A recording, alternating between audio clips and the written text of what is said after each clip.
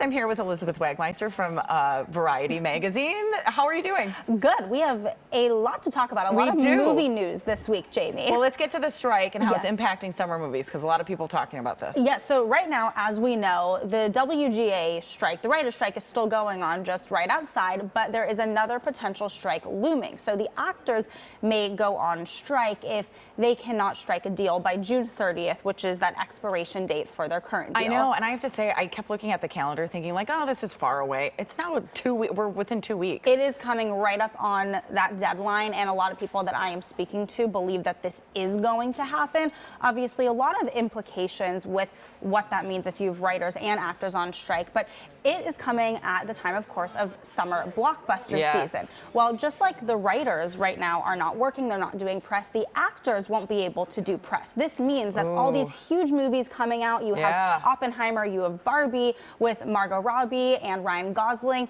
they won't be able to do press for their films. Wow, and you think of the Barbie movie, how they've kept it so secretive to have the build-up, and now, you know, I've read about this too, just with the writer's strike alone, a lot of musicians trying to get out in untraditional places because they're not able to perform on late-night TV anymore. Exactly. So we've seen it happen, could now happen with the actors. Yes, and this is a big deal when it comes to these press cycles, because there's a reason why you do all these premieres and all the junkets. It's obviously word of mouth. It's letting people know that these movies are coming out. When you have huge, big budget films, over $100 million, that really matters. A lot of money on the line. Before we let you go, Ezra Miller makes their first appearance and has some comments on those misconduct allegations that we've been talking about. Yes, so Ezra Miller, earlier this week, the premiere for The Flash was in LA. The Flash comes out this weekend, and Ezra Miller made their first comments. Obviously, a few arrests over the years. Ezra also previously said that they were in mental health treatment, the first comments, but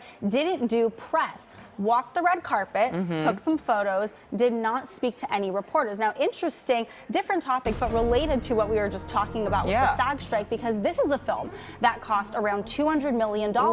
You've had no press with Ezra Miller really taking a back seat other than this red carpet. Will that impact it? Right now, the film is tracking, Jamie, to make $70 million opening weekend, which sounds like a lot, but it's not when you have that big budget of a film. Well, if the film costs $200 million, you're only going to make $70 million in opening weekend, which doesn't add up. It is a slow start. So I think we're going to see, will this lack of press impact this film? Remains to be seen. All right, well, we'll have you back to go through all of it. All right. Elizabeth Wagmeister from Variety, thanks so much for being here. You can find more information about Elizabeth and Variety by going to kcalnews.com, clicking Seen on TV.